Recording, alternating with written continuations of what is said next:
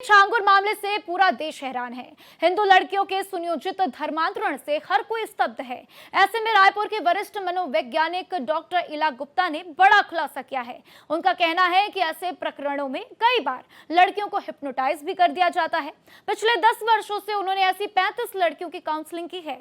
Bharat express संवाददाता प्रियंका कौशल ने मनोवैज्ञानिक डॉक्टर इला गुप्ता से खास बातचीत की, सुनिए। यूपी के झांगुर के मामले ने पूरे देश को हिला के रख दिया है। देश के अलग अलग इलाकों की लड़कियों का धर्मांतरण झांगुर की गैंग कर रही थी और ऐसे बहुत सारे सवाल उठ रहे हैं कि आखिर ये लड़कियां इस तरह की गैंग में फंस कैसे जाती है। कई सारे कारण भी हैं। लड़के अपनी छत में पहचान लेके उनके पास जाते हैं, हिंदू नामों के साथ जाते हैं, कलेवा बांध के जाते हैं। लेकिन एक बहुत ही महत्वपूर्ण पॉइंट है जो शायद छूट रहा है और उसी पॉइंट पर चर्चा करने के लिए हमारे साथ हैं वरिष्ठ मनोवैज्ञानिक सलाहकार डॉक्टर इला गुप्ता जो रायपुर से हैं। और कई सारे केसेस उनके सामने ऐसे आए हैं जब लड़कियों को बाकायदा सम्मोहित करके भी उनका धर्मांतरण किया गया और उनकी ट्रैफिकिंग भी की गई। तो डॉक्टर साहब, आपके पास तो बहुत सारे मामले ऐसे काउंसलिंग के लिए आए हैं। सबसे पहले तो मैं ये जानना चाहती हूँ कि इसमें कितनी सच्चाई है कि कई मामलों में हिप्नोटाइज भी किया गया है लड़कियों को।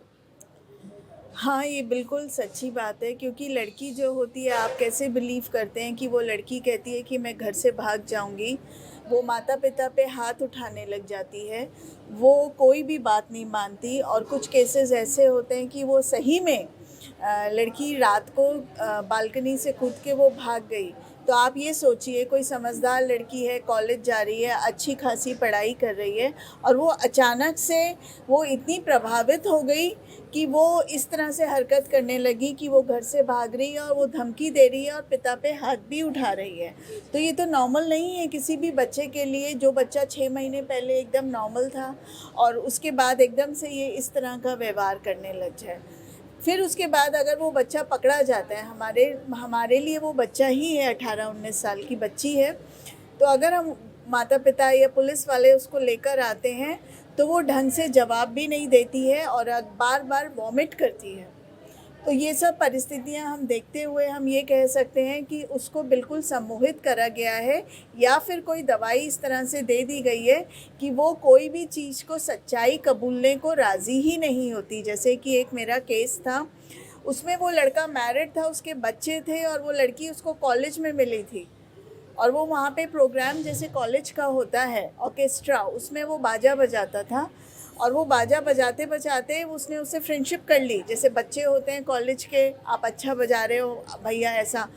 और वो लड़के के साथ वो लड़की इतना ज़्यादा अट्रैक्ट हो गई कि वो उसके साथ भागने के लिए भाग गई। वो तो 8वीं 7वीं 8वीं की लड़की, 15-16 साल की, बट वो अचानक से रात भर मोबाइल चला रही है, सो नहीं रही है, स्कूल जाने से मना कर दिया उसने, और वो बार बार पिताजी को अपने बोलती है मैं घर से भाग जाऊंगी, 18 साल की होंगी तो मैं चल जाऊँ। आप बहुत अच्छा बता रहे हैं। मैं बस थोड़ा सा ये जानना चाह रही थी कि कुछ ऐसे केसेस भी आपके पास आए जब मुस्लिम लड़के थे और लड़कियां हिंदू थी और आपने जब डीपली देखा तो उनको लड़कियों को होश ही नहीं था कि वो कर क्या रही हैं। या ये मेरे पास सारे ही केस जो मैं आपको जिक्र कर रही हूँ, इसमें लड़कियों को बिल्कुल होश नहीं रहता कि वो क्या कर रही हैं, क्या बोल रही हैं और वो कैसा व्यवहार कर रही है। उनके दिमाग में बस ये रहता है कि हमें जाना है उस फलां लड़के के साथ, चाहे आप कुछ भी कर लो, हमें कितना भी मतलब माता पिता उन पर कितनी भी पाबंदियाँ लगा दे, वो उनको जाना है। कैमरा मैन अशोक के साथ प्रियंका कौशल, भारत एक्सप्रेस,